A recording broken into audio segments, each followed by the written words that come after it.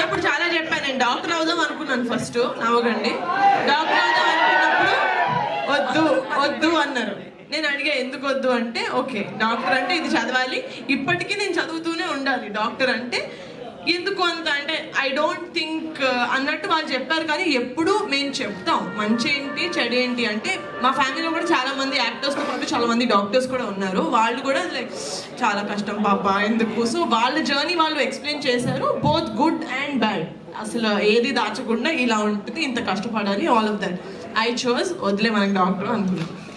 But same అలాగే acting చేస్తాను, ఇండస్ట్రీలోకి వస్తాను అంటే కూడా దే సెడ్ నీకు ఏం తెలిసి నువ్వు సినిమాలోకి దేనికోసం వెళ్తున్నావు మాకు తెలియదు, but this is how it is, you know the goods are there, the bads are there, ప్రతి కెరియర్లో ఉన్నట్టే అన్నారు.